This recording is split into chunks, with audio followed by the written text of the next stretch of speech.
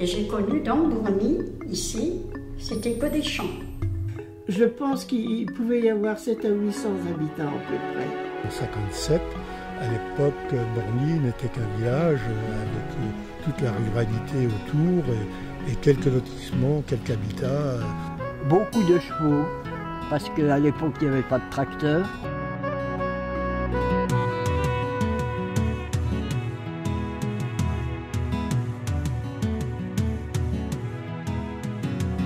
Alors, à l'époque du rattachement, les trois communes, Borny, Magny, Vallières, sont des villages, vraiment des villages ruraux. Magny et Vallières vont conserver un peu cet aspect encore jusqu'à aujourd'hui.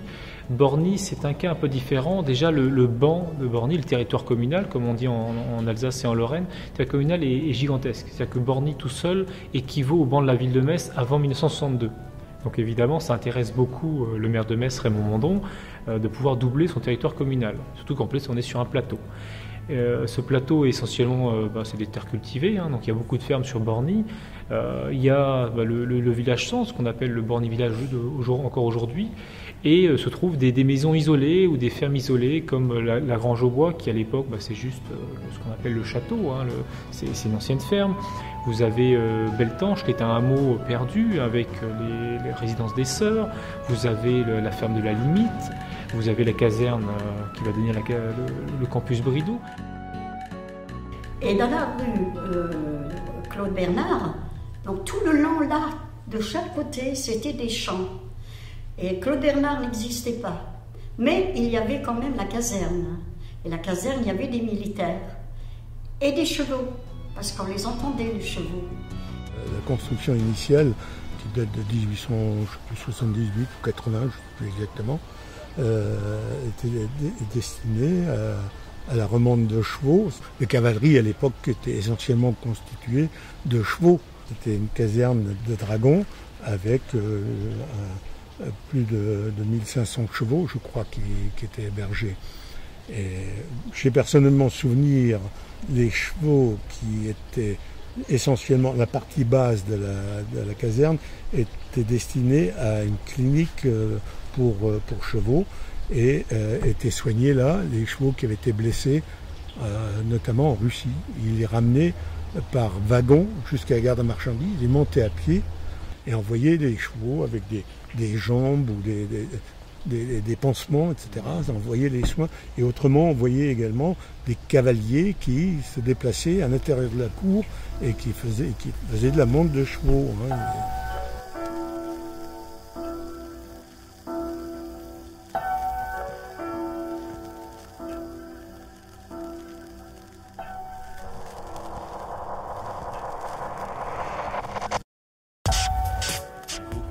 Les fermes un peu partout. Il y avait la ferme Sébastopol, il y avait Beltanche, où mon grand-père a été locataire aussi. Les trois fermes à Grégy, la Haute-Bévois, puis Chauffour, Virbel, route de Strasbourg, et puis ici, la Grange au Bois, qui maintenant est une ville. Il y avait une seule maison, c'était la ferme. Il y avait des pépinières, des Simon-Louis. D'ailleurs, c'est les Simon qui étaient propriétaires de la ferme. Simon-Louis. La Moselle et l'Alsace ont la chance d'avoir un beau plan catastral bien fait. J'avais déjà connu ce quartier parce que quand j'étais à l'école normale dans 1947-50, notre professeur d'histoire-géographie nous a emmenés en autobus voir le plan catastral de la mairie de Borny. On nous a conduits à la ferme de M. Vincent, un ancien de Borny, qui avait des méthodes d'avant-garde pour les cultures agricoles. Et il traitait par exemple son colza en faisant tourner un avion qui jetait le pesticide. C'était un monsieur qui allait de l'avant. Tout ce qui était nouveau, il l'essayait. Et puis il employait beaucoup de monde. La ferme était importante. Il avait les corps de métier chez lui. Il avait un charron, il avait un forgeron à demeure chez lui. C'était des visionnaires à Borny. Les terres allaient de la route de Strasbourg à la route de Sarrebruck. Quand mon père a commencé, il y avait 90 hectares. Ah oui, des céréales. Du blé, de l'avoine, de l'orge, du seigle, pas de maïs. À l'époque, on ne faisait pas de maïs. Des chevaux de labour, des juments qui mettaient des poulains au monde, et des vaches, quelques cochons, de la volaille, quelques moutons aussi, mais très peu. Maintenant, Grigy, il n'y avait pas grand monde, c'était un hameau. Il n'y avait donc pas d'école, pas d'église, pas de... Il venait à l'école à Borny, C'était Crompfolsville. Ils travaillaient pratiquement tous à la laiterie. Ils étaient deux frères qui étaient associés. Il y avait Henri Crompfols et puis son frère Lucien qui a repris après la laiterie centrale à Metz.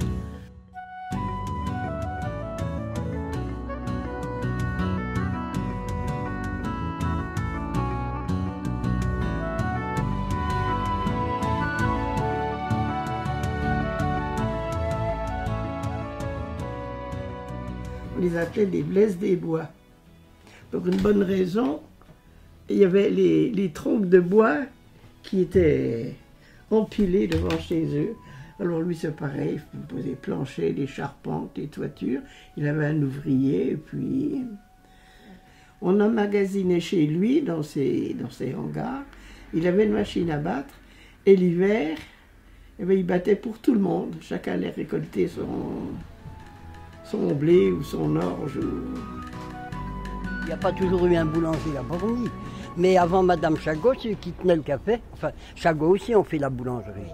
Mais ceux qui ont débuté après-guerre, ils faisaient café et boulangerie.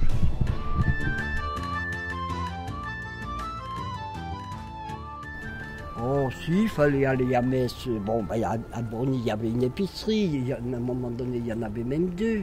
Mais pour des vêtements et puis des fois des démarches administratives ou autres. Et alors quand mon père allait en ville, il allait avec son cheval.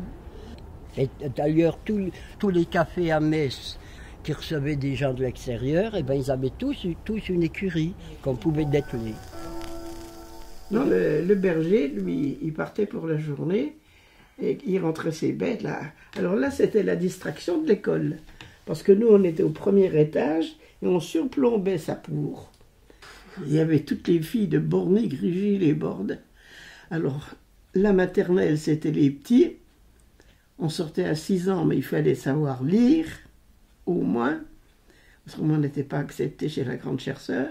En 1936, l'architecte de M. Dedin avait conçu que cette école pourrait éventuellement servir d'hôpital militaire en cas de guerre. Nous avons ici, dans les écoles, dans l'école de garçons et de filles qu'il y avait à l'époque, nous avons des couloirs larges, de sorte qu'on puisse transporter ou véhiculer un brancard à l'horizontale.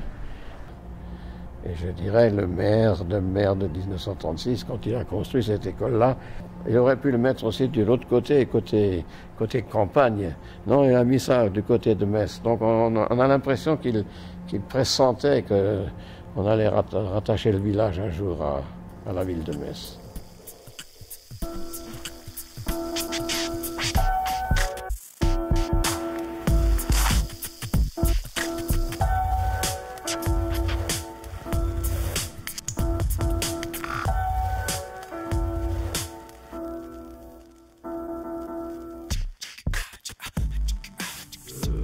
À l'époque aussi, la ville de Metz est en pleine expansion.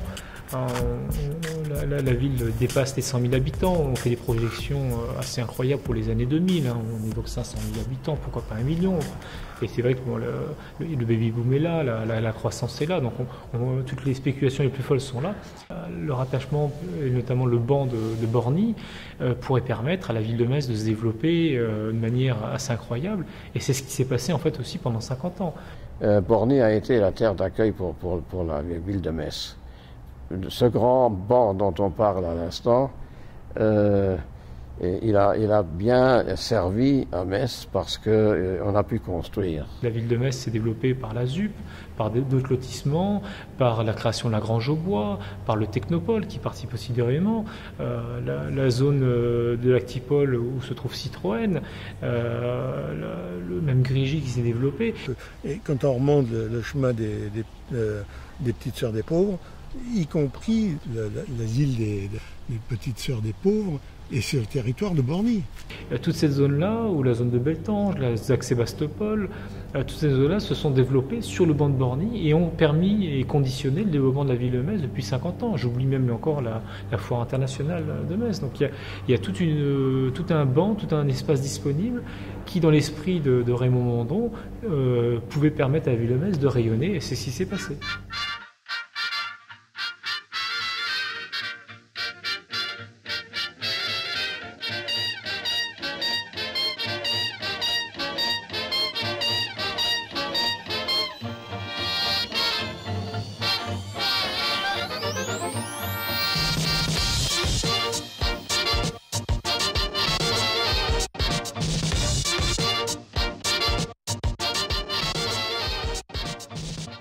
Borny a commencé à grandir, a vu des ensembles se construire, mais la vie au quotidien, en fait, rien n'a été modifié. Voilà. Puis les gens se considéraient toujours de Borny et pas de Metz. J'en ai entendu parler après, mais alors même par un conseiller municipal qui a dit qu'il avait voté pour le rattachement, mais c'est le conseil municipal qui en a décidé. Une commune comme Borny ne pouvait pas imaginer de continuer à faire la gestion de grands ensembles. Ça avait l'air de bien se passer. Il y avait un mélange de population dans la ZUP. Il y habitait des gendarmes, des fonctionnaires, de toutes sortes de fonctionnaires d'ailleurs. Je voudrais bien retrouver le Borny d'autrefois, mais ça c'est l'illusion. Non, c'est aux jeunes maintenant à travailler, à ne pas se laisser bouffer.